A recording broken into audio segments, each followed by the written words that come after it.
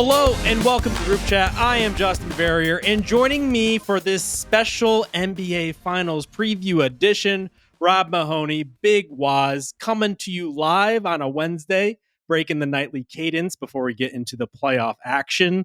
Woz, you getting time and a half for doing this pod? You could say that. Listen, man.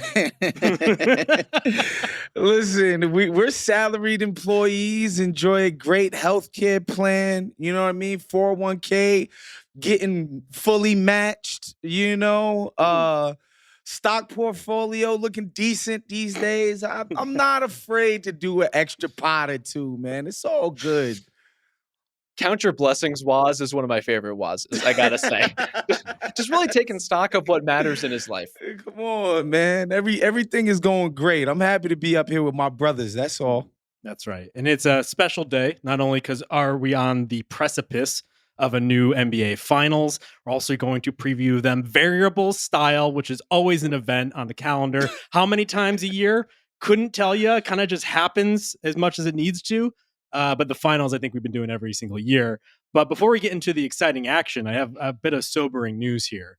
I think you guys have been tracking breathlessly my gardening exploits. Yes. And I am loath to admit that we lost two family members over the weekend. Not the corns. Our corn brothers have been ripped from their roots. Was it a crow? Was it a squirrel? Was it Rob just coming in to smite me? I would never. The Corn Mr. Bros, and Mrs. Corn are among my closest friends. I would never do anything to hurt them. The children of the corn, the New York Stock Exchange. Yeah, they both were ravaged sometime over the weekend. And unfortunately, we have to start fresh. So if I'm a little bit morose on this pod, a little down, that's why. Well, we're here for you, Justin. I mean, how do you plan to rally from this? Is this a one game at a time situation? Are you looking to move on and replant? What are your plans for the future? Well, luckily, they kind of just grow back. So I don't really have to do anything. I'm already starting to see some new growth. It's a real like hope springs eternal kind of message to us all. Although I do have to wonder, Woz, do you think this is a bad omen for the Indiana Pacers, home of the actual Corn Bros? Yeah, I mean, not the best of omens, especially how indie friendly our pod has been, but probably a worse omen is that they're playing the best defensive team in the NBA by far. And they're gonna be in their shirts. That's right. This episode is brought to you by State Farm. On the basketball court, the best players know when to pass. And off the court, you still need teammates who are there when it counts. That's where State Farm comes in. With agents and online tools to help you find the coverage you need, you can focus on what really matters, whether that's hitting game winners or just getting through the day. State Farm, with the assist. Coverage options are selected by the customer. Availability and eligibility vary by state. Before we get to the variables, though, we have to talk briefly once again about Tom Thibodeau, because we talked about it after that loss to the Pacers in the East Finals. But officially, Tom Thibodeau is now out as coach as of Tuesday afternoon as we're recording this.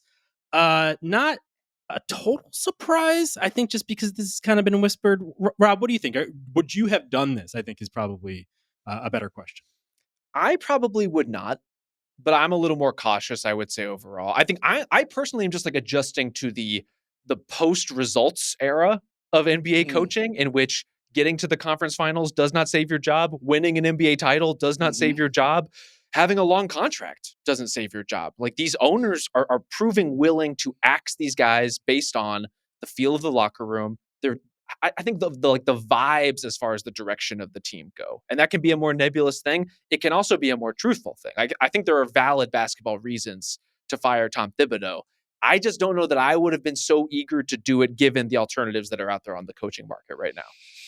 Yeah, I think this would have felt like a surprise 4 or 5 months ago. But after what Denver and Memphis did to their coaches and when they did it, I don't think we can be surprised by a coaching fire anymore. And that's before we get to what Rob mentioned, there being actual basketball reasons. In my opinion, I thought the Knicks needed to revamp their offense, like really reimagine their approach on that end of the court if they wanted to be ultimately a team that could go to the NBA Finals next year. And it seemed unlikely that Tom Thibodeau by himself was going to be the catalyst to that. Like, as much success as Thibs has enjoyed, like the first 2 years in Chicago, finally getting Minnesota off the schneid. The Knicks, quite frankly, their first back-to-back 50-win season in 30 years, first conference finals 25 years. Like, Thibs has had success as a coach. Nobody's ever thought he's had a creative offense, ever, in the history of his tenure. He made his bones with Van Gundy, with Doc Rivers as a defensive sort of genius. Like, he revolutionized defense, in the ways that he approached the game. And so I was like, hey, man, maybe Leon Rose and Worldwide West could be like, look, Thibs, we're going to bring in some kind of offensive coordinator guru, if you will, because we need to revamp this thing. But even that, isn't that what happened in Memphis this year? And ultimately, they just fired the guy anyway, who they brought an offensive coordinator for. So, like, when you really look at the way the rest of the league is going, we can't be that surprised that Thibs got the axe. Yeah, I think the most movement in the Knicks offense this postseason was Jalen Brunson just jerking his head back. Other than that, there wasn't much, especially in contrast to what Indy was doing. But on your note, Rob, about firings in the NBA at the head coach level, so the two longest tenured coaches in the NBA right now, Eric Spoelstra, Steve Kerr, I think you can get those because they've been around for a while. They've been in prominent positions, won titles, etc. Can you guys name the third longest NBA coach in the league right now? Great question. Is it Ty Lue? So technically the same season, but this person was hired like a month before him. Maybe Jamal Mosley? He's like within the top 10. Woz, what do you think? Wait, who do we got as we got Spoelstra, obviously, is by far the longest tenured. And Steve Kerr out as well. Oh, and Steve Kerr. Is it Dagnall? Dagnall, same year. So you guys got two of the three from that season, but technically the coach hired before them was one Billy Donovan of the Chicago Bulls. Okay. And he's not fired yet? Not yet. If anything, I saw some numbers indicating that the Bulls' pace was right up there with the Pacers in terms of just like how much they're moving the ball and moving the bodies. So I'm just saying. With the Bulls propaganda constantly. How did that work out for them? Not as well. But, we're thinking long term here, much like my corn, you're turning the page. So I do think. What year did Ty Lue get hired? It was the pandemic year. So 2020, 2021. So after Doc blew the 3-1 lead, they fired him. Yes, exactly. Got you. That's how it used to work. You blow the lead in the playoffs and you get fired. Now you beat the defending champions and you get fired. That's right. So the list of names that are circulating, and I don't think a lot of it's based on reporting. I think it's just more putting vibes. 2 and 2 together. Yeah. Mike Malone, for instance, is on ESPN. He just got fired. Like Jeff Van Gundy, for instance, has obviously the history with the Knicks. But I haven't heard, Rob, one candidate that like made so much sense for the specific problem the Knicks have, or that would have led them to fire Thibs. Anyone you see out there that would be a clear match? I do not. And this is kind of the crux of the problem for me. I actually think Jeff Van Gundy would be a good choice. And if he's willing to consider... Excellent choice. Yeah, the history is there. Like the reputation within New York is there. The track record is there. He also just did an amazing job overhauling the Clippers defense. And so we talked about those two paths for the Knicks, right? It's like you can either revamp the offense and tweak it to make it even more efficient, even more high achieving. If you're going to run and gun and be an offense first team, you just need to be better and more stable on offense than the Knicks were. Or you could dramatically improve the defense in some way. You could do that with personnel. You could do that with coaching. You could go any number of ways.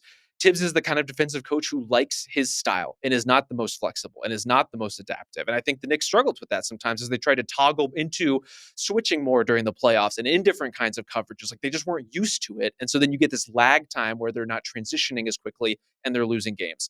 All of that said, I do not imagine, and this is me putting myself in Jeff Van Gundy's head a lot. Jeff Van Gundy is someone who has spoken an incredible amount over the years about his relationship with Tom Thibodeau, about their time coaching together.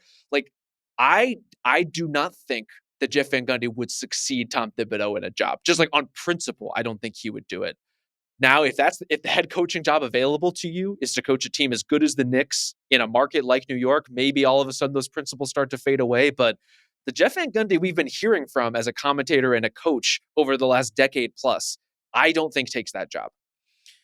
Well, in a world where Leon Rose can fire his brother, Tom Thibodeau, that's what we're told. These guys are thick as thieves, La Familia. That's the credo up there with Worldwide West and Leon Rose and the CAA crew. If they could fire Thibs, granted, he's going to get paid $30 million to leave. I mean, not a bad consolation prize, if you ask me. Also, the last time he got fired and he was collecting checks while making the coaching rounds to various training camps, as happy as I have ever seen Tom Thibodeau. So no one wants to get fired, but there are blessings and curses when you got 30 mil on the books. I'm just saying, in a world where Leon Rose could fire Tom Thibodeau, why can't Jeff Van Gundy step right up? I hear you, and just like spiritually and emotionally, it feels wrong. But I mean, in my opinion, especially post Tatum Achilles, the Knicks have as much talent as everybody on the board. Like, it's just obvious to me in that conference. So I think it's a golden opportunity. I love the Jeff Van Gundy idea. I think Van Gundy is smart enough about offense to know that, like, he can't treat this like it's 99 with Marcus Camby and Larry Johnson again. And so I personally love the Van Gundy idea. I'm not keen on the Mike Malone stuff. I think that's a bad mixture. If anything, what were the two knocks on Mike Malone in Denver? The offense was Jokic, go ahead and cook. Hated playing a long bench. Yep. What? So we're literally replacing Thibodeau with Thibodeau Jr.? I don't see it. Maybe y'all think Mike Malone's a better fit than I do. I don't personally see it. If he did take that job, would he have to go back to Mike Malone? Because Michael is way too proper. He'd go to Mikey Malone. I was about to say, he's definitely good. Mikey in New York. Okay, now I can definitely see the fit. A couple other names that I just jotted down, just because these are the obvious guys who were just in the league. Taylor Jenkins, Mike Budenholzer, who is probably just on the golf course for the next 5 years, collecting like $100 million a year from the Suns organization. Mike Brown out there as well. Let's talk of Johnny Bryant. He used to be on Thibs' coaching staff for the Knicks. Anybody else, Rob, that you like? I mean, there's lots of qualified assistants. Again, this just comes back to the problem of, like, what are you trying to address? Is it the tactics? Is it the voice in the locker room? Like, Thibs is a very particular communicative style. Is he too harsh in a way where you're trying to pull back? Is it the defense? Is it the offense? Like, I don't have a good enough sense of what the Knicks are actually looking for to say, this is the inexperienced assistant who's going to coach this team better than Tom Thibodeau just did. And I say that as someone who has issues with some of the decisions he makes. I just think, like, expecting someone with no head coaching experience to come into this job and immediately make everything better is a little bit naive about what Thibs brings to the table. Yeah. Also, he better have played in the league. Like, it better be like a Sam Cassell. Like, it better be like a guy that has some credibility with the players, because the Knicks kind of have a veteran-laden team. It's not a bunch of dudes that are wet behind the ears. So to bring in some 34-year-old who's never played in the league, I don't know. Like, a lot of these guys have been very coachable throughout their careers. You know, maybe Karl Towns and stuff on defense doesn't stick necessarily, but, like, he's never had a rep for being some, like, impossible to coach. Jalen Brunson, the rest of the Nova, like, these guys are all, you know, high IQ, high character, and we identify character in this business as we'll listen to authority. Like, these guys have been high character guys their whole career. So maybe they would listen to a younger assistant. I don't know. I feel like you got to bring somebody with some level of respect and credibility in there. Yeah, and there has been a bit of a sea change in that regard. And I think of Stan Van Gundy giving way to Willie Green, is that, like, it seems like the younger generation of players tunes out some of the more old school grinders and are a little bit more receptive to younger guys who could maybe speak to their plight a little bit more, especially as, like, staffs fill out and the head coaching job tends to be more of one of people management, and you let some of your other assistant coaches do more of the X and O's acumen stuff. I agree with you, Waz. I do think that is important, especially when you have so many names in such a huge market.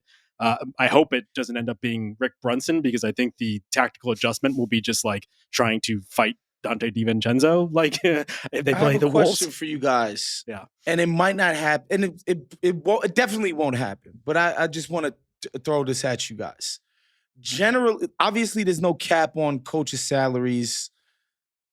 Generally, they keep this, however they do it, they keep the coaches' salaries pretty much under control, except for what Detroit did, which was just completely insane to do that for Monty freaking Williams. Whatever. Why can't James Dolan just open up the checkbook and just take anybody's coach? Just blow them out the water. he to typically poach them from another team. Yes. he has done. I mean, he did that for Phil Jackson. Unfortunately, it was for Phil Jackson, right? What if he did that for he's reached. Spoelstra? Well, it depends on Spoelstra's contract. And I got the Heat- $100 million for you. Guaranteed. There have been whispers, I will say, in recent years that Spo has considered leaving the bosom of the Heat organization. I'll say that. They should be at his door and back in the Brinks truck about. Now, from what I've heard, the Sphere is bleeding money. I think Dolan is a lot more money conscious than he ever used to be. And so that might not be a realistic possibility. But at the same time, you're firing a dude you owe $30 million to. Yeah. That's not financially prudent either. So that's what I think the Knicks should do. I think the Knicks should just back up the Brinks truck to whoever they think is the best coach in the league. Why couldn't they get Steve Kerr? Why not? What's so great about being dissed by your owner constantly in Golden State? Here's the issue with that. Steve Kerr might be down to do it. Eric Spoelstra might be down to do it. $100 million, sign those guys up. In order to get them out of their contracts, what we've seen historically is you have to give up draft picks, which the Knicks don't have because they gave them all for Mikal Bridges. Tough. I can't say we were anticipating this scenario, but this is maybe one of the reasons you want to keep some draft picks around among the many, many others. Just steal people's coaches. Yeah. Are the Arisons interested in Pacom Dadier? Can we do a player for coach swap? Have we ever seen that? Have we ever seen a player involved? I don't not that I think remember. so. There probably It gets a little weird when you start getting into trading like Doc Rivers for Kevin Porter Jr. or Do you have to- whatever. What if know, they like the just salaries? What if Yeah. they would? Couldn't they just send them money? Sure, Like literally just buy the coach from them. They could. it's possible. Some cold hard cash. That's what I think they should do. Yeah. But it's not my money, so easy for me to say. If it was, you'd be hiring Isaiah at market rate. Me and Zeke in the West Village and Tribeca, just doing what we do. That's right. All right. Shall we get to the variables now? Please. I have to say, Justin, you're glowing today. Like I feel like you're pregnant with meaning regarding the variables. Like you have that sense about you. Like we're about to embark on something important. Well, this is a special one because unfortunately, the last time we did this, we were flagged by Spotify, like the lawyers or whomever is watching over the copyright of the music that we used. And unfortunately, if you go back and listen to the previous variables, it has a different song than when we first dropped it because we had to. Wait, Justin, you're not getting original music? I mean, it's free music. Oh, okay. Copy. Free use music. Okay, It was, but this time we actually went out and got someone to record it for us. It's actually the same guy who does our theme song. It's John Robison, my good friend, who is, as you guys know, in Indiana, native Bloomington now. And so perhaps this has a little extra oomph to it as a result. I'm ready for this. He has the corn flowing through him. At least one of us does. So on that note, Isaiah, can you hit us with the Verrierables NBA Finals 2025 theme song?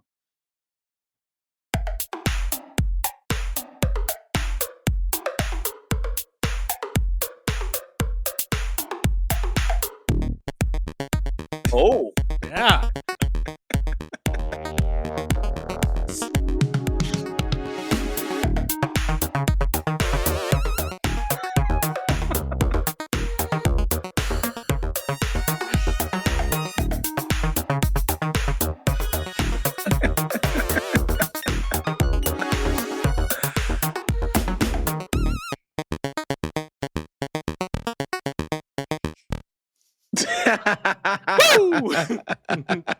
zero doubt the best one yet. Like, it's not even close. Yeah, it's definitely got some Beverly Hills Cops. Oh, yeah. You know what I mean? To it. That's the feel that I get. The bloops and the bloops, the chip tuning, like, we're really going somewhere. I feel like we lived several lives within that sting. That's absolutely right. I mean, I was listening to this on and off throughout the week, just like firing it up. I needed to get ready to edit some copy. Just let's go. Verrierables theme song 2025.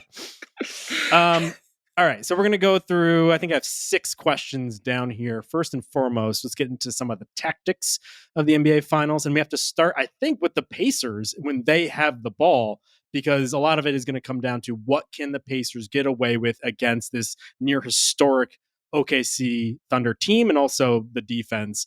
So my question, Rob, is can any defense at this point, even the Thunder's vaunted defense, slow down what the Pacers have been able to do? Pace, flow, ball pinging all over the place, Halliburton doing all kind of magical stuff this postseason. I think yes and no. I think the Thunder defense will be able to slow down the Pacers' flow, especially in the half court. Not in a way that's dissimilar from the most successful Knicks stretches and possessions, right? Like a lot of ball pressure, really dialing up, really picking up guys full court or 3/4 court, chasing them all the way through. And they're able to switch so much on some of those perimeter actions in a way that I think they can keep things covered. I don't necessarily think, though, that the Thunder are going to be able to slow down the Pacers in transition. And that's going to be like a big push and pull. It's like, how much can you just skip over all of that hard battling against the Thunder defense by throwing the ball over the top with the Pascal Siakam leak outs, with like all of those kind of trigger elements that the Pacers have at their disposal to get into the open court? Yeah, I tend to agree with Rob there. I do think they're still going to get out in transition. I just think their transition opportunities are going to be a lot better contested. It's not that they're going to stop. It's like you're going to have to actually kind of finish over somebody on those opportunities. Whereas against the Knicks, it was just wide open dunks in transition. Lou Dort, Caruso, all of these guys, like they make it a point of pride, even when you have a step or two on them on the break. They just straight up like, I'm still meeting you at the rim. Yeah. You know, maybe I foul you, maybe I don't. Maybe I smack it off your leg, but like they're going to challenge these guys. I just think they're just gonna have to finish. But the chances are gonna be there. So I do think they're still gonna get their transition stuff off. I just think in the half court, it's gonna have to be more of a Siakam series than a Halliburton series. And I get it. He had a nice time against the Knicks, especially in like, you know, some of the bigger games, more pivotal moments. But to me, Siakam's got to be able to punish his matchups. And the Pacers will force you to switch, because like playing a conventional pick and roll against these dudes is death. And so he's going to force some switches. So it's a matter of, can he get some of the Wiggins and the Wallaces and, you know, some of the smaller guys onto him to force OKC to adjust that way? But, yeah, I think in the half court, they will be slowed down. Yeah, and that's why I'm curious, Rob, how much the Thunder emphasize stopping things in the paint as they have throughout the postseason. And that's basically their MO of their defense's entire season.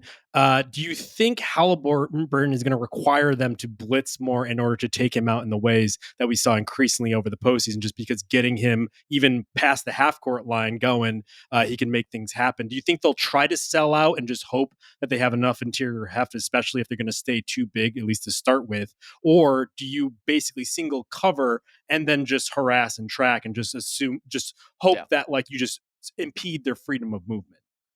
I think the answer is you start just trying to impede the freedom of movement. And if things go to shit, then you start looking at more dramatic options like blitzing Halliburton outright. The problem with blitzing Halliburton is he's a pretty good, like, not just cross-court passer, but cross-court jump passer, where he's going to get a clear line of sight over the top of your defenders as they look to blitz him. That's going to be tough. And for as good as Alex Caruso, for example, would be on the weak side trying to intercept those passes, he also does enough look-offs and he has enough options on the floor where he can find all of those guys.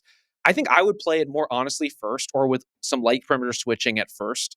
And really what you're trying to tackle is not negating Halliburton, but can we swipe at Miles Turner? Can we swipe at Andrew Nembhard? Like, as these guys catch and try to make their move into the lane, because let's remember, like, the Pacers want to get to mid-range or to the basket. Like, this is not a huge volume 3-point shooting team. They will take threes. They obviously space for threes. They have a lot of good shooters, but they want to get in the mix. Like, they want to get in action. And that plays into the Thunder's hands a little bit because they're so disruptive on every live dribble. So Aaron Nesmith's injury, something obviously going to track there. He went out in end of game 3, played through the next 2 games of that series against the Knicks. I'm a little worried, especially because he had an ankle injury earlier in the season, kept him out for about 2 months. When he got back is when they really took off. It just feels like the Pacers have done so well in large part because all 5 pieces are working in harmony. There's just so much synergy, so much fast cutting, fast movement, just like everything just seems to be on a string. And if he's not right, I do wonder if things do tail off, especially if the Thunder are going to be in their like shorts pretty much like they have been this entire postseason. Well, I mean, the team took off when Nesmith and Nembhard found themselves in their roles in that starting lineup. Like, that's when Indy became Indy. So, like, I know it's crazy to say, but this guy is crucial to their identity, especially on defense. They were so soft on defense before him and Nembhard became the sort of focal point of what they do. And, you know, even if he's not in peak form, I think his physicality is still going to leave an imprint on the game and still be able to slow these guys, especially the J-Dub types. You know, I think his presence is going to be felt no matter what. Now, look, I have a hard time believing anybody's just going to put Shea in the clamps at this point. Like, I'm sorry, like, I just don't see that in the cards for anyone.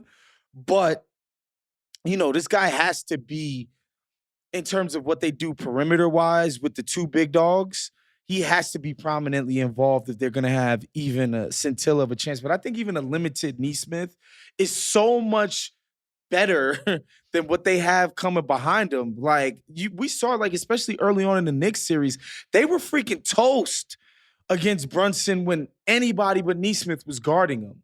And Nembhard had some nice moments later on this series. But if you look, like, Brunson averaged like 34 points a game or something crazy like that in the series. You know what I mean? So, and a lot of it is Nesmith getting in foul trouble and hurting his ankle and that kind of stuff. So I do think he's got to have an imprint, and I think that he will. But, you know, even I think even in the best of times, y'all, it's going to be hard for Indy to really slow these guys down. Yeah, I mean, guarding Shea is tough. Guarding Jalen Brunson is tough, as you alluded to, Wos. And I can't imagine 2 players I would want to guard less on a bad ankle than those 2 guys. Can we talk about some of the matchups as we're sticking with when Indy has the ball here? So I assume Dort is going to get the Halliburton job, right? Well, I think that depends on if Hartenstein starts. He'll probably start. Yeah. He may start, but like Hartenstein on Miles Turner is not the most functional matchup for the Thunder in this series. We've seen them flex and go smaller with Caruso in that spot, even with Isaiah Joe in that spot, although I don't think that's necessary against the Pacers, really. It's like solving a different problem. I wouldn't be shocked to see Caruso start, if not in game 1, then at some point in this series, if the Thunder feel like they need to pull that particular lever. That's a great point, because as I was doing kind of the matchups there, at least from when OKC is on defense, I was curious where Chet fell into the mix. If you do have Hartenstein guarding Turner, or if Chet's guarding Turner, then where does Hartenstein go? I imagine, like, if you believe that Nembhard is more of the shooter he was in the regular season than he's in the postseason, like maybe you could be a little funny about it and just like slump off of him. Unfortunately, he is lights out in the postseason. I think Naismith is shooting 50% from 3, and I think Nembhard is not far behind there. And so you're right. I think the one big look is probably where they're going to default to. And I have a stat for that, because that lineup has been absolutely fucking lights out. When Chet is on the court and Hartenstein is off, so basically when Chet is the go-to center there, 19.8 net rating in 272 minutes. The offensive rating is 123.8. The defensive rating 104.5. That's absolutely unreal, Wise. So you're basically forcing them into the lineup they probably are best at. Yeah, it's funny because I don't think Chet is your Siakam guy. Not at all. For this series, because like Siakam has a lot of Shea in him. He's gonna knock your ass back straight up to create the space. Like he specializes in that move. And I don't think Chet is the guy to kind of influence that. I think you do need to put somebody with a little bit more heft. I think Lou Dort is a nice matchup for Siakam for that reason. Like he's hard to move in that way. Where, Siakam could shoot over him, but he's not gonna just, power through this guy to get these plum looks that he's so incredible at generating. I think a lot of people, especially when I was looking at the internet, like, well, Chet's obviously going to guard Siakam. I'm like, I don't know if I want to do that, man. Putting fouls on my guy, like, and also drawing him from his help responsibilities. Like, I don't want to do that. I think Hartenstein is a decent matchup for, again, I think you want to put some heft on the Siakam way more than you need foot speed. I think you need heft. I think you need, somebody who's going to actually withstand the force that this guy plays with when he's trying to get to the cup. And so that's what I'll definitely be watching, because I think Siakam has to be the one, creating advantages and forcing OKC to send some obvious help. Because I've been wrong before about Nembhard and Nesmith and what they could do on offense. Maybe they will do it again against OKC. I just don't think those guys are going to be offensive drivers. I just don't. Yeah, I mean, there's going to be a lot asked of them at points in this series, but I think J-Dub is the natural pick to guard Siakam at a lot of points too. Someone who doesn't have the size that you're talking about, Waz, but we've seen him guard bigs all throughout these playoffs with no issue whatsoever. He has the quick hands too. Quick hands, and I think here's the thing that really worries me about Chet is when you think about the Thunder on offense trying to transition into defense to guard the Pacers. Where is Chet on the floor? Sometimes he's in the corner. Sometimes he's in the dunker spot on the baseline. Sometimes he's spotting up at the top of the floor, but he's not the quickest to turn and bolt back in transition defense. Like, he's a big, and you're expecting him to keep up with Pascal Siakam as he gets out on the break with the ball and without over and over and over again. I think that's asking a bit too much of him. Not just the speed, the conditioning too. Like his condition isn't peak form yet. He's still a young guy. He's kind of barely played in the freaking NBA, if we're being honest, in terms of games played. Like he's not prime condition, and Indy is gonna test that, at every single point. Yep. And for that track meet sort of pace that I think we're all expecting, I would expect that the Thunder will go deep into their like small ball center looks. I think we'll get a lot of J-Dub at center and a bunch of wings out there. I think we'll see Kenrich Williams probably a lot in this series as a result of that. And that's the thing. Like, do the Pacers really have someone who could punish their lack of size? Like, Turner's not that guy, so it will probably have to be Siakam in order to tilt the advantage back in their direction. All right, why don't we look at the other side of the ball with the Thunder? Isaiah, drop the beat.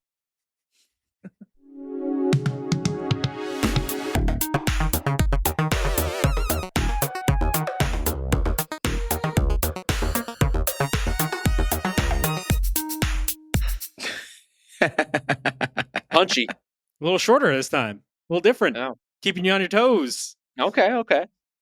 All right, so I kind of just want to ask, like, do the Pacers really have a shot here? I think the hope would be that you just keep them out of transition, and the Pacers have been so good, Waz, at like protecting the ball this entire postseason. That combination of being able to, for the Thunder, being able to turn teams over and protect the ball is almost unbeatable at this point. But a lot of this is just probably going to come down to, can you keep them in the half court, one, and then what can you do against that look when you're there? Can you yourself be a transition team while keeping the other team out of transition? You can, I think. Okay. I mean, honestly, I think the Pacers are largely pretty good at that because they are a low turnover team typically, and they do get back really well off of, like, say, long rebounds that might result in transition opportunities against other teams. But the Thunder are a little bit of a different beast. It is tough, though, because it ultimately, Rob, like, it feels like a lot of this series is going to be dictated, one, by ball control, which is probably not the sexiest sell if you're a common fan, but also I think you can transition. Not turning the ball over and throwing up on yourself, that's attractive to me. People that don't do that. That's a good point. No, we're an anti-vomit podcast, but also being played in transition. So I guess if it isn't, the Pacers really have as much of a chance because of the personnel isn't as suited, especially with Nesmith being injured, in order to line up with three guys when they're clicking in SGA, Chet, J-Dub, who seemed pretty formidable as that series in the West Finals went along. Yeah, I think it's going to be a tough series for the Pacers on this side of the ball. They're a good defensive team, but they do need a healthy Aaron Nesmith to throw at Shea, and otherwise, they just need the stable of guys to try to disrupt what the Thunder are bringing here offensively. I see really mixed results for them on that end of the floor. I just don't think they're going to be able to do it consistently enough. We have enough of a sample now to trust some of these OKC shooters. Like Lou Dort is not going to hit every night. J-Dub might not hit every night. Alex Caruso has been pretty good He's hit every night. He's hit every night. Keeson Wallace has been pretty good consistently from three. So like, they have enough guys who are hitting that you can live with some of the variables. And I think Chet is probably among that variable group too. I apologize. I should have hit the variables harder on that. Thank you. You can live with that particular variable when you're trying to contain everything else. And if you're successful crowding Shea, holding him, tamping down his offensive explosions at the expense of some of those threes, that's the kind of bargain Indy could live with. I just don't know that they're going to be able to do either into that all that successfully. Yeah, the Shea matchup is, I guess Nembhard is going to draw the Shea matchup, and Nesmith guards J-Dub. I guess J-Dub is bigger than him. But like, do we love any of this? Like, I don't think Nembhard is gonna be some stopgap measure. I think it's gonna have to be a team situation when it comes to guarding Shea, which means all of those guys that Rob mentioned, they're gonna have opportunities to shine on the world's biggest stage. So I still don't think these guys are like who you want taking really tough shots. But that's the thing. When you got Shea, he's bending the defense to his will. And Caruso's not taking hard threes. He's taking wide open, finger to the wind. Okay, yeah. Dribble once type of threes. So, that's pretty decent offense if you can get it.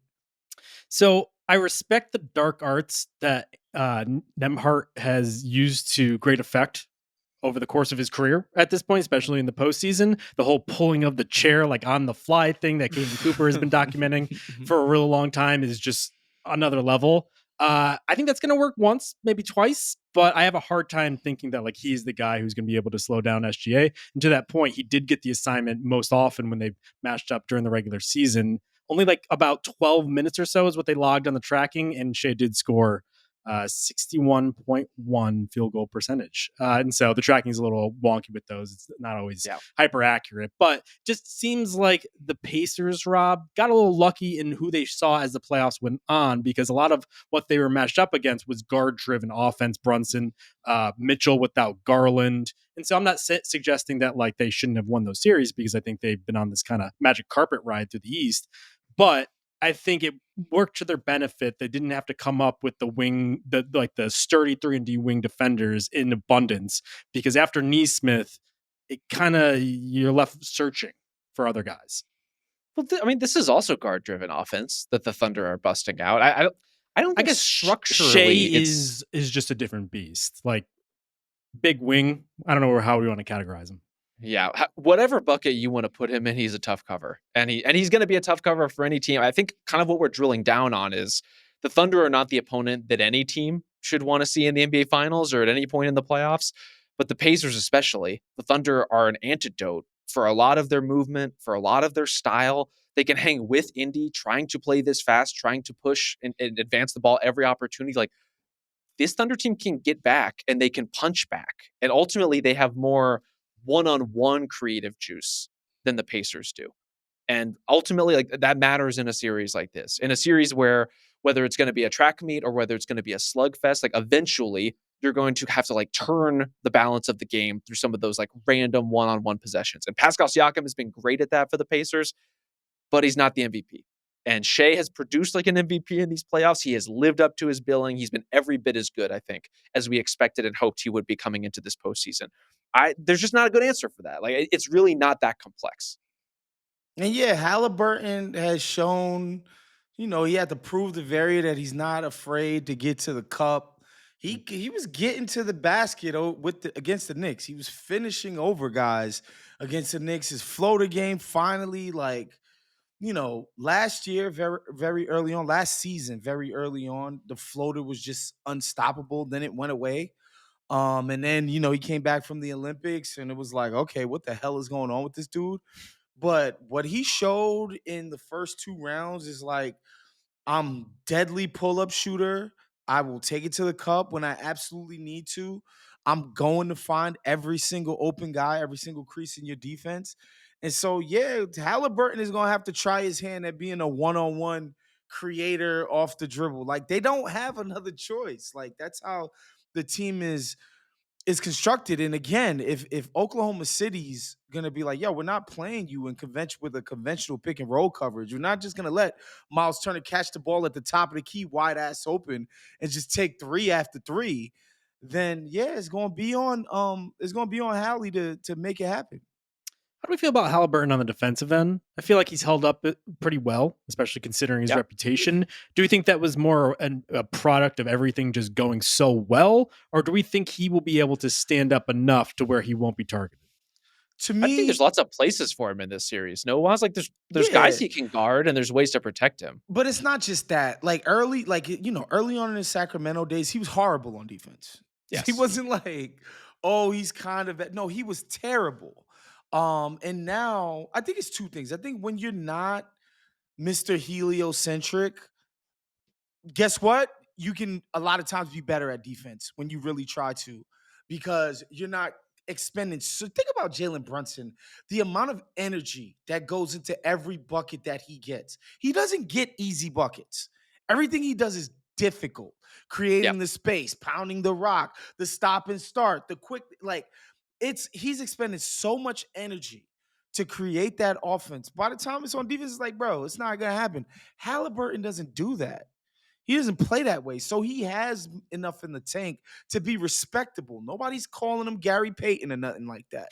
But he's shown that he can be more than respectable. And I think that's kind of enough. What about Gary Payton's Yeah. second, Rob? Do you think he can get to that level? No one Absolutely can. not. That's right. I do think that is a good point, though, was with honestly Brunson that we probably could have brought up in the Thibs conversation. Like, one way to improve New York's defense is by making Jalen Brunson do less offensively. And then all of a Yes. sudden, he's not targeted in the same way. Halliburton, I think, like, has acclimated himself really well defensively, both like standing up in matchups when he's targeted and also getting out of them where the Pacers will kind of like scram switch him out or will protect him with other matchups. Like, they've done a good job of that. And Halliburton has done, in turn, responded by being really active off the ball and coming up with some big steals, being disruptive in other ways. Like, I think we get into this mode where it's like, if you're not a good defender, if you're a lesser on-ball defender, you need to be guarding the guy in the corner and just kind of staying out of the way.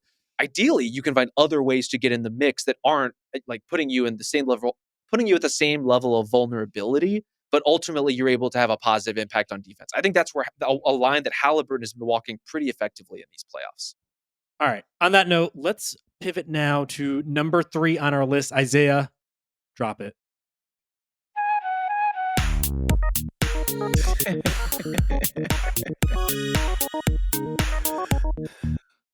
Damn. It's just banger after banger. right. Let's go. Well, it's an appropriate segue to this one because we're talking playoff juice, baby. I don't know if you guys have heard this, but there are 2 small market teams in the NBA Finals. Can you believe it? Catastrophe! Yeah. What are we gonna do with ourselves that there are 2 teams from Middle America? I just want to throw this out there to you, and Wosny, we can start with you because this is you are the representative of the Heartland, or at the very least, you have your finger on the pulse. Does this matter to you at all that these are 2 small market teams? Does it help? Does it hurt? What do you think? It doesn't matter. It's just the NBA is the most nitpicked league in the history of leagues. It just is. And so when this kind of outcome happens, like it literally only matters to ESPN, bro. Like they're the ones that have to sell ads against these games. Like it doesn't matter. The NBA itself has locked these jokers into 10 years of NBA seasons. Like they're paid. Like if anything, you know what? In 7 years, I'll talk to you about this ratings, blah, blah, blah, interest, blah, blah, blah, stuff again. At this point, it doesn't matter. And I would submit to you, we need this in order to move forward. We need Shea to become a champion, or Hallie to have a bullseye on his back, so that next playoff, when everybody's trying to rip their heads off and people are no longer, oh, isn't it so cute that they do the group interviews together? Oh, like when people are dissing that and taking snipes and taking hard fouls on these dudes and all, like we need this step in order to move on, in order to make our next big, great, compelling stars. And so, sure, we're in a sort of interregnum period. That's okay. We're making tomorrow's stars today. I'm roused. What an impassioned speech. Well, I actually have a this is stat that kind of feeds into what Justin. Woz is talking about. According to our friend Tom Haberstroh, this is the first time since 2007 the finals will feature two teams who didn't play on Christmas Day. And he follows up to suggest even in 2007, there was only one game because of Monday Night Football. And so I think Woz is absolutely right. It reminds me a lot of what you see in other businesses now, where the economics have changed. In TV, it's because of streaming and on, where people are expecting old world paydays rather than accept the new environment and adjust accordingly. It almost felt like the NBA wants to keep pushing the cash cow of LeBron, Steph, etc. We're great and we love seeing them on marquee events, but to keep like backloading with some of the best stars, including the Thunder, who were a number one seed in the West last year and were going to be incredible this year, and not having them seems like a big miss, Rob, because they were going to be on this stage. Why not get ahead of that and start to build just the familiarity with the common fan? Yeah, it's just a bizarre decision to not have Shai Gilgeous-Alexander playing on Christmas. Like why would you want that? And to me, the trade-offs are not teams like the Warriors and the Lakers. Like those are unique draws with unique generational stars. I say this with all due respect to Kevin Durant. The Phoenix Suns are not that. Like the Phoenix Suns playing on Christmas doesn't need to happen. The Philadelphia 76ers playing on Christmas, even if you thought they would be the best version and healthiest version of themselves when you booked it, does not need to happen. Like their stars we're celebrating. I'm not saying like don't put Joel Embiid on national television if he's healthy, but Shai Gilgeous-Alexander has been not just like next up for a while, but a mega star hiding in plain sight, just like waiting to be advertised as such. And it's like it really is a failure on the NBA's part to make the most of that. I also think, the small market stuff does not really matter ultimately. Like it's a convenient storyline to talk about, just like built versus bought or offense versus defense. It's like we just kind of grasp at these things that are like right in front of us, depending on who the matchup is. Here's a part of the series that I'm really looking forward to. The travel, I would imagine by mileage, is probably less than it's ever been in the NBA Finals. Like having two teams in the middle of the country is not so much a bad thing when you're minimizing you can't the get a travel direct around flight. guys. Well, we can't, but they certainly can. Should they put that on the poster? Like logistics, the Logistics Bowl, your 2025 NBA Finals. Look, we don't just put that Aaron Gordon clip where he was talking about the mileage on these guys. Like, I think it's a real thing for the competition of the series. It's not our job as the media to be Pollyanna about the NBA, right? Like, the truth of the matter is, if the Knicks were in the finals, more people would watch it. It's just true. And that's fine, though. But that's okay. We can have a year where, like, now, if for 10 straight years, it's Memphis and Indy and Milwaukee in the finals, I'd be like, we should only be so lucky. The NBA might want to figure something out. I think the bigger issue is that there isn't a contrast between the teams. Like if it was the surprising Pacers with this electric offense going up against the old guard Steph Curry, there would be a natural counterbalance there where you could really sell that, because this just feeds into most of our favorite narratives throughout time. Unfortunately, the Thunder and the Pacers are on similar enough trajectories that they almost overlap. And compounding that is also the fact that everyone is kind of expecting the Thunder to stomp on the Pacers. If the games get better, then I think you'll see people turn around. But I think you see a lot of people just following suit of what we're saying, which is like, I think the Thunder are pretty big, the big advantage here. And another I do. thing, that's why we need Cooper Flag to turn into something. We could get a Caitlin Clark, Angel Reese situation going in the NBA. Yeah. Woo-wee! He will fight some guys. There's Woo-hoo! no doubt. Must see TV. Genuine question. Like, this is outside of my zone. I do not watch any football. Does this Doesn't matter. conversation happen with the No. NFL? Like, Kansas City's in the Super Bowl. Does anyone Football give is a just shit? different, though. Every It's just market different. matters in football. Yes. It's just different. Like the machine, the one day a shield. week, the easy way to gamble on it, the like every single game literally actually mattering for an entire season. Sure. It's just, and again, it's America's favorite sport by far. Okay, like, and so it doesn't matter if it's Kansas City and Green Bay in the Super Bowl. People are like, I don't give a shit. I'm still going to eat a bunch of wings, gamble the hell out of it, and you know what I mean. Show up to work hungover as hell on Monday. Yeah. That's It's just what they're gonna do. It's always operated different than basketball in that regard. There's plenty of factors that feed into that. I mean, the NBA even leaned into it itself by selling LA versus Boston and all the things that are associated with that for so many years, and then also selling stars over teams, yada yada yada. We've had this conversation a million times, but yeah, it is a hard fact, yes, that those markets probably won't have as much appeal to the casual fan. I note it, but don't ultimately care because that's not technically what we do unless the money filters into some sort of conversation we're having and like it affects the actual bylaws or the product in a way that's like important for us to discuss. We're going to watch this no matter what, as we've said time and time again. So like, if anything, the basketball seems pretty compelling, if only because like, I don't know what we're going to get from the Pacers if they do start to win games. And this will be probably one of the more entertaining finals we've seen in a little while. I just want to say to the fans that are listening, because I don't want to be the scolding. You guys should eat your vegetables and watch Shea Gilgeous-Alexander. Like, the truth of the matter is, when I wasn't doing this for work and the Spurs played the goddamn Pistons in the finals, I started tuning in like Game 6. I'm sorry, y'all. I did not. I was an NBA diehard. I was not keyed into that series whatsoever.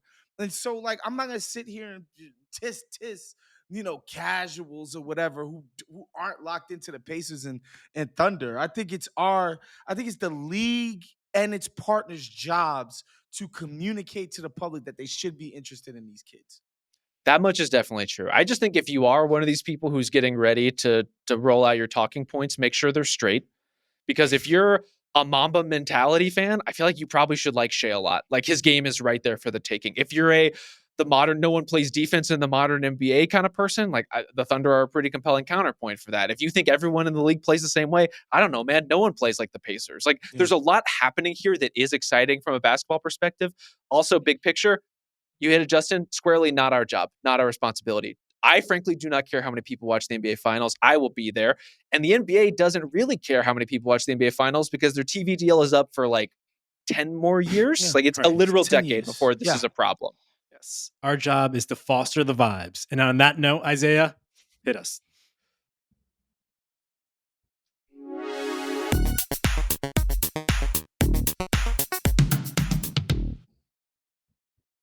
There we go. Absolutely. All right. Taking a little bit of curveball here. Alternate timelines. So I've asked you guys to at least ponder some of the biggest what if scenarios that could have diverted the paths of the two teams that we are now expecting to see clash on the final stage. So I have two here. First and foremost, what if the Suns don't match the offer sheet on DeAndre Ayton that the Pacers put in front of him? Do we not get this triumphant moment for Miles Turner a decade into his Pacers career finally being appreciated for all that he does? And on the flip side of this, what if Paul George isn't as enamored with Russell Westbrook's party aesthetics, the vibe that he threw for him on the night of free agency that got him to go back to OKC? And then obviously Paul George stays there. He gets traded to the Clippers, yada, yada, yada. And we get Shea Gilgeous-Alexander winning MVPs in Oklahoma City. Do you guys see any other big ones, or those, especially the DeAndre Ayton one, the big ones for you? That one is so funny. And I like to think that Miles Turner rolling into these finals, having his triumphant moment, gets to wear like the broken gears of the trade machine as if he's like in the Thunderdome, like a post-apocalyptic Miles Turner. He deserves that moment after everything he's been through. I obviously I think it's the Paul George situation because the Paul George trade got them Shea. And And J Dub. Jada, but even that was like the Clippers pick. Paul George ended up having COVID for the play-in, so he missed that play-in game, and the Clippers end up losing. So that pick turns into the 12th pick. Like again, J Dub, cool. And J Dub is great. He's an all-star, all of that stuff. I think you can get an all-star who's played at the level of J Dub has this year on the open market. I don't think it's impossible. He might not be as young. He won't be on a cost-controlled, contract the way J Dubs is. Like he's on a rookie deal, playing the way that he's playing. Cool, but I think you can get his production some other way. There's just no other way to get an MVP candidate Yeah. just not only did you get an MVP, you got not even an MVP, you got an MVP. He's gonna be a perennial MVP candidate kind of guy, and you got 7 million picks with him. That's it. That's the OKC team. They had the one tank year, which is when they got Chet, and that's it. They tanked 1 year. But people That got real upset about it. They got real mad about that Thunder team for some reason. 1 year in the wilderness. they tanked 1 year. And yeah, I think but it all just comes down to getting Shea Gilgeous-Alexander, which again, y'all could try to do y'all revisionist history. Nobody thought this would happen. Okay. I said it on Zach Lowe's show. I was like, even think about Evan Mobley after his rookie year. If the Clippers were in possession of that type of prospect, they would have sent back way less draft capital. People are like, this guy might be the next KG. Blah, blah, blah, blah, blah. Like he was seen as like a tier 1A after his rookie year. The same could be said for Ant Edwards, even, or plenty of other guys after 1 year. We're like, hold on, man, there's something crazy with that. Yeah. Nobody thought this about Shea Gilgeous-Alexander at all. Like at all. This was not in the ether. And they do this Paul George deal and they get that in return. Come on, man. That's the magic potion right there. I think not just getting Shea in that deal, but getting Shea, period, under any circumstances. I think it's the most important transaction in Thunder history. And maybe we can blend, like, depending on how you want to define Sonic's history versus Thunder history, drafting Kevin Durant in 2007, incredibly important decision. Or not drafting Greg Oden, right? Like, because Portland was like, we want Greg Oden. You know what I mean? That decision was taken out of their hands. But getting Kevin Durant and everything that led up to it, franchise-altering, momentum-changing move. Getting Shea, I think, is as important as that, despite the fact that Shea clearly has a long way to go before he has all of the accolades that Kevin Durant does. But that's part of the point, is like he's this good and still this young and could be a part of the Thunder for an incredibly long time if he and the team choose for that to, or really if he chooses for that to happen and the team justifies that happening. I'd be remiss if I didn't know also that Paul George ultimately helped the Pacers get Tyrese Halliburton, because George begets Sabonis and Oladipo. Sabonis begets Tyrese Halliburton. And so Paul George, just 6 degrees the gift of separation that keeps on giving from so many titles and so many awesome teams. But unfortunately, he tends not to play for them. I do have one other what if for you, Justin, which is, what if the Warriors had traded for Pascal Siakam? He was right there available to them. Like they had every chance to get in on the Siakam Derby, just as the Pacers did. We've talked about Indy's, like what Indy traded away to get Pascal in the first place. It's not an overwhelming haul. Nothing that the Warriors could not have matched if they had chosen to.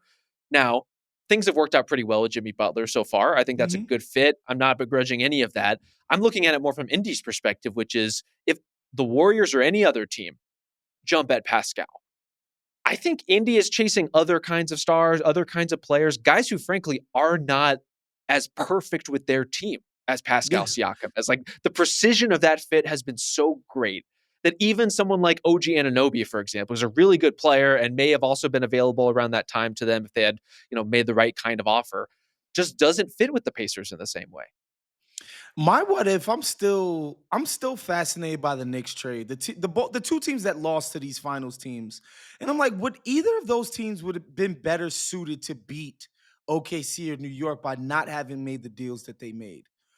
Like, would Minnesota have been a better position to beat OKC this year?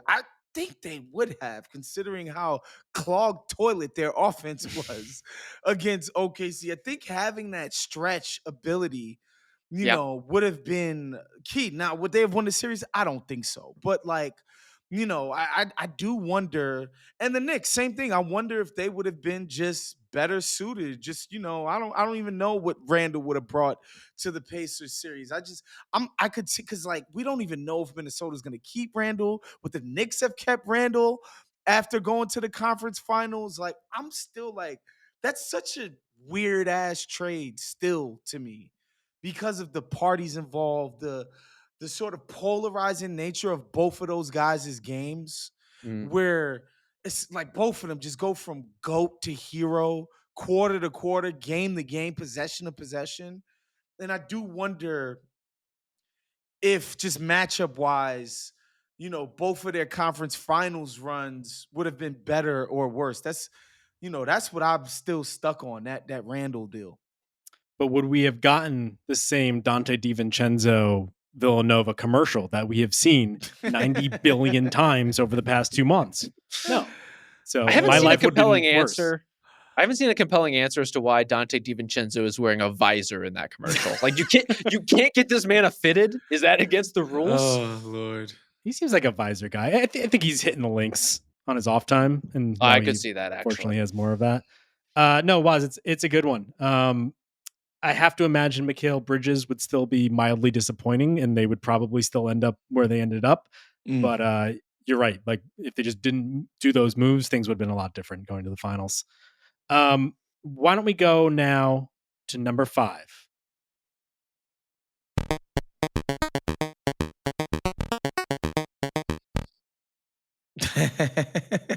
Very Atari on that one. No. We're talking Very legacies. Galaga. Yeah, we're talking legacies. Number 5. I asked you guys who this title would mean the most to. Now, this is a little kind of a difficult question because all of these guys might be on their second contract at this point. So there's still a lot of NBA to play. But Rob, does anyone jump out to you as like, this title would mean so much to me right now and maybe in the future? I have 3 guys. And Justin, I would like to present them to you, and you can kind of choose your own adventure. Tell me which door you want to go through. Okay. Number 1, Sam Presti. Number 2, Pascal Siakam. Number 3, Rick Carlisle. Which would you like to talk about? Let's do Carlisle. Carlisle is my pick, by the way. In terms of his perception, I think he goes into like all time. He's at the upper echelon of coaches ever in our league if he somehow pulls this off too. Yes. The Carlisle argument and the Siakam argument are kind of similar in the sense that, like, when you win titles with 2 different franchises and totally different cores, whether you're a coach or a player, I think it just puts you into pretty rare air. And I think Carlisle, especially, one of the most adaptive coaches we've ever seen. This is the coach who overhauled his style to fit Jason Kidd with the Dallas Mavericks and won that team a title in doing so. Is a dramatically different coach now in terms of the pace of play for Indiana. Also, changed his style for Luka Doncic. Also changed his style for the post Malice at the Palace Pacers and like helped these like scrappy upstart teams that didn't have their best players overachieve relative to what they could throw out there. Like he's just proven to be one of those guys who can get the absolute most out of anyone he coaches. And you can't point to a lot of singular things to say, these are the ways that Rick Carlisle teams always play, except to say that they are immaculately well prepared. And so if you have that kind of overall well-rounded resume and you're winning multiple titles with multiple franchises, you're an all-timer. Like he's already a Hall of Famer, but that is again, a different class of coach. He won a title with the Celtics as a player, right? Mm-hmm. Yes. That's true. So the resume is long, and you're right. It's exhaustive in just the different approaches he's taken to different teams. And honestly, if he wins a title with this Pacers team, considering the odds people are stacking against him, it would probably be worth a Hall of Fame spot in its own right. So that's like a good if he wins a championship, it's basically like Phil Jackson, Popovich, Red Auerbach, and then it's like the tier that he's gonna go into. Like, that's crazy to think. You know what I mean? About Rick Carlisle, but like if he manages to pull this off, man, he's gonna. That's where we're gonna place him. Why don't I do one of mine, and maybe we can circle back to those other ones Rob mentioned. Sure. I have Shea Gilgeous-Alexander down here, and now Shea has a very long career ahead of him. We hope, knock on wood, for no injuries to befall him. I do think, though, he's an interesting figure, and we're talking about like the next superstar in the NBA, face of the league, whatever you want to call it. In part because he kind of checks a lot of the boxes you would want, if especially as we're going for the template that has typically been successful in this regard.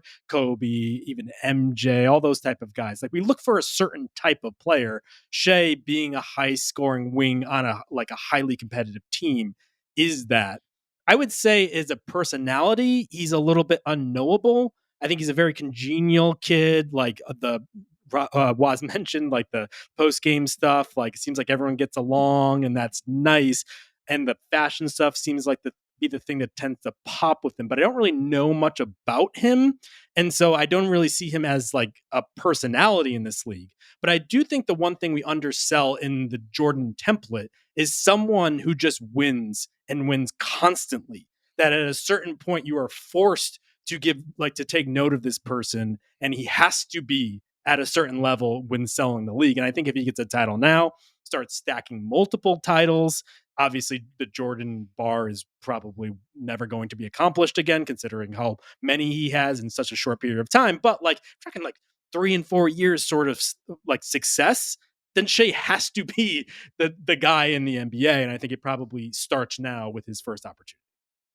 Yeah, you don't see 26-year-old superstars win it all very often. I think there've been a couple cases in recent history.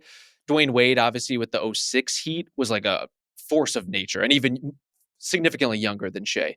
But since then, it's been a lot of older heads. It's been a lot of veteran guys who have been around, who have had the losses, who have taken their lumps.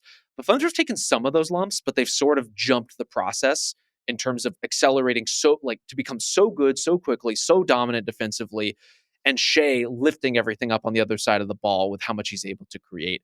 I agree with you. Like, winning is ultimately like the best personality to have for someone like Shea, he will talk. And I do appreciate, as far as the post-game interviews go, as far as like any Thunder group setting, whenever Chet says something kind of cryptic or J-Dub sort of like trails off so he can add the next towel to Nick Gallo or whatever, like Shea will double back and like reiterate the company line. Like, he is a good leader in communication publicly, internally and externally.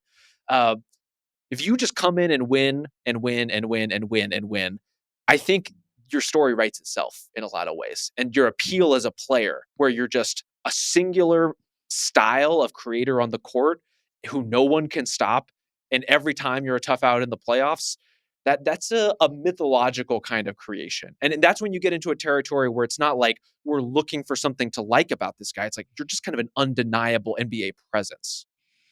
Yeah, and I think the other thing that I'm tracking now in how the league is changing, and LeBron has 4 rings, and Steph has 4 rings, and Kobe has 5 rings, and Shaq has 4 rings, and like, I don't think Giannis or Jokic or Ant Edwards or I don't think they're gonna get the 4 rings.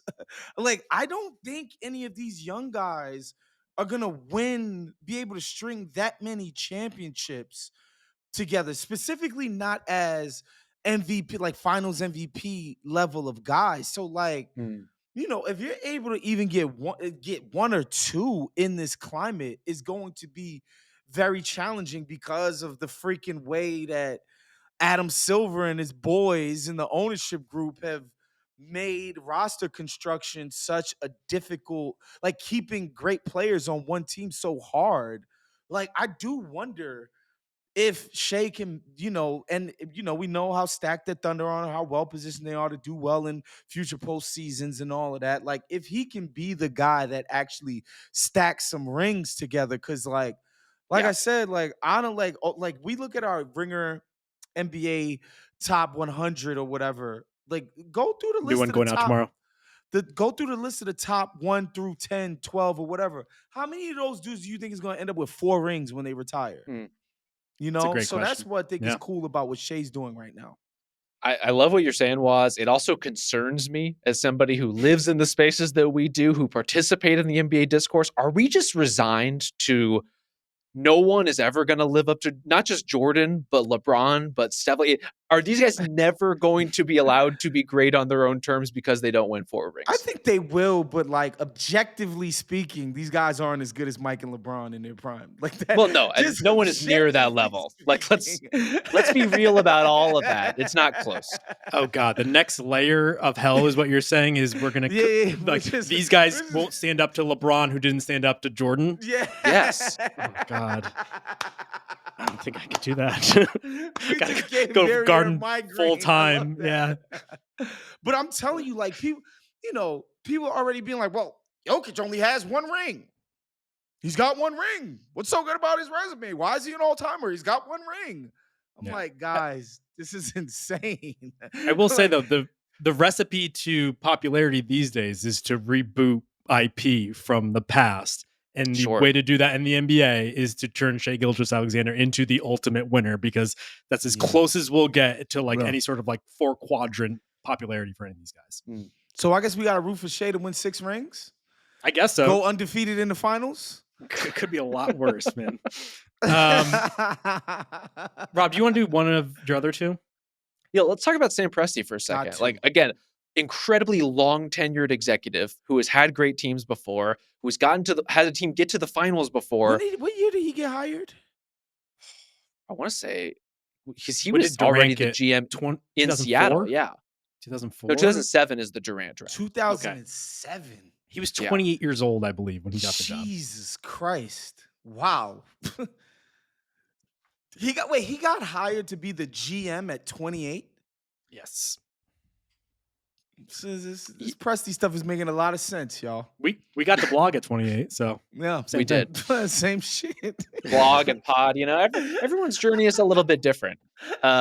Sam Presti's journey has been very impressive. One of the best and most accomplished executives in the league otherwise, has seen teams win everything there is to win but this. And so it would be an incredible crowning achievement. And I think as a counterpoint to that, if he's an executive who has that kind of tenure, who has great teams, but the team never wins it all, that's the kind of thing that sort of hangs over you. Not to disparage any of the teams that he's built, any of what it took to get to this point, but like the winning separates you. It distinguishes you. It's why anyone is doing this. And I think as an executive specifically, you just like are living and dying with this shit in a totally different way because it's kind of out of your hands. Like you have put the pieces in play. You are watching to see what they do. And now either those decisions are going to be validated with a title or they're not. Well, Presti is interesting because to me, to my mind, he's already a made guy. I think most people accept that he's the best GM in the NBA. I think he's just a made guy in that way. And I don't want to get controversial, but I just think like the next step for sure, even after he wins in OKC, people are gonna be like, do it where it matters. Like go to an actual big market, put your big boy pants on where you don't get to be anonymous and that kind of shit. And that's what I think the next step would be. Winning the regular season, winning the playoffs, winning the finals, winning the draft, winning free agency, then winning a different market. Winning the city that matters. Goddamn right. One would argue it's even more difficult to win in Oklahoma City than in a bigger market, but that's a conversation for a different day, I guess. Tomato. That doesn't even apply, but I still used it. Look, the thing is, like with Theo Epstein, where he's like, "Yo, I did it in Boston." Watch what I do for the cursed ass Cubs and then won a World Series there. That's what I'm saying. The next step would be like, all right, we get it. You did your thing in OKC. You became a made man, untouchable, unfireable, all of that stuff. You won a championship or 2, built a beautiful situation over there. Now, you know what I mean? Go do a serious job. It's almost like when coaches have to leave college and prove themselves in the pros. You feel me? Right. It's almost like I do not feel that way. No, the Thunder are not college, and the Knicks or whatever are not the pros. Competitive people do, when they win too much, do seek out the new challenge. So I think it could happen. That's what I'm saying. Yeah. Like the new challenge or whatever. Like, yo, like if I do this will really take my profile to an entire another level. Yeah. I think the new challenge at the point, whenever Sam Presti is ready for a new challenge, is like lean into his jazz drumming career or something like that. Like you're gonna go on tour with James Dolan, okay? Well, I wouldn't recommend that for literally anyone. Match made in heaven, right there. I think we just figured out the Knicks. You need Speaking of things you need $100 million for, paying the drummer for JD in the straight shot, like you really got to make it worth that person's time. We don't have JD, but we do have JR, so hit it. Zay, sleep at the wheel.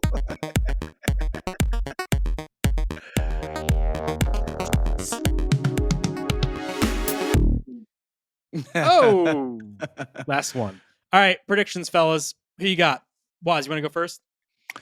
OKC in 6. I know a lot of people think the Pacers are going to get smoked or smacked. I really do think they're going to play. There'll be games where they play well and probably even pull them out. But I don't think they're going to win this series. I think they're going to be, again, they're going to play better than people expect them to. They've been underrated, disrespected the entire playoffs. They've outplayed expectations the whole time through. And I think they will outplay expectations again in this series, but ultimately lose. I agree with a lot of that. I think the only differentiating point for me is I think the Thunder will win in 5. I think it'll be 5 pretty competitive games. I think it'll be feisty. I think the Pacers will play well. I just think, and forgive me for repeating myself from our previous predictions, the most dominant force in these playoffs is the Thunder defense. No one has proven able to crack it. Even Nikola Jokic struggled mightily trying to break down this exact thing. For all of the respect I have for the Pacers and the way that they operate and what they've created and Tyrese Halliburton and the whole deal, I'm on the record substantially. Please. I just don't think they have this much in them because I don't know who does at this point. You hear that, Indiana? Rob Mahoney's answer is no, sir. No. Wow. No, sirs. How would we feel if the Thunder busted out that as a shirt? If you had a no, sir playoff, I would love it. Shirt. I want the that Thunder type shirts of smoke. have been bad. Enjoyed when Shea stepped on the ant or whatever for his Converse commercial after the series. You ain't see that? Oh. No, Converse put out a little What ad happened? where like there's an ant and it's like, oh, you're quiet now, ant, and whatever. And they made fun of Ant Edwards. I love that. Wow. I'm looking forward to the next time these two play again. More Unfortunately, smoke. nobody saw it. So Yeah. yeah, I agree with Rob. I really wish that picking a team in 5 games wasn't tantamount to calling the opponent like just a total piece of shit. Like if it's 5, it just feels like the work equivalent to like okay, no like punctuation. If you don't put an exclamation on everything, it's just like, what's wrong with you? That is what it feels like to pick a team in 5. First of all, the number of times that Justin Verrier will send you an okay, no punctuation, that's not true. I punctuate the hell out of those replies, my friend. I know how to work in an office environment. If there's anything I know, it is how to communicate on Slack to hide my actual feelings about people. Let me tell you, you're not hiding your feelings as much as you think you are. I think I'm doing just fine, Rob Mahoney. I also have OKC in 5, but in parentheses, I'm sorry, I do respect the Pacers. For all the reasons that we've talked about. I got a lot of respect for them. We love to respect the Pacers. It's one of our favorite things to do is to respect the Pacers. If OKC does indeed win, they would become the 5th team in NBA history, 4th since the merger, 68 wins plus a title. Can you guys name technically the 2 other teams because it was one team doing it twice and then a third team? So 68 wins and a title since the NBA ABA merger. Yep. The Bulls. Bulls were 2 of them. The Warriors won 68 games for the first 2014-15. Just 72. I think they did win. They lost when they broke the record. So but they don't the count. year before, they won 67 games, not 68. I think they won 67 games. Okay. Yep, so in the same ballpark. Yeah. Was it the Lakers, the first 69 and 13 team? Sure was. Wilt Didn't the Sixers and Jerry win West. 68 games one time? Way before the merger. Yeah. Oh, okay. Oh, okay. But we're The still 86 missing one other Celtics team. did not win 68 games. I believe there was a Celtics team that won 68 games that lost. Oh, wow. Yes. So we're talking MJ Bulls twice, Wilt and Jerry West Lakers. If you want to include the Sixers in there pre-merger, Sixers did it as well. And your young, upstart, nerd-ass Oklahoma City Thunder. Let's go. That's what's on the line right now. Asterisk, possibly, maybe, if they win this Larry series. O'Brien making a trip to the prairie, huh? You heard it first. Will Woz make a trip to the prairie?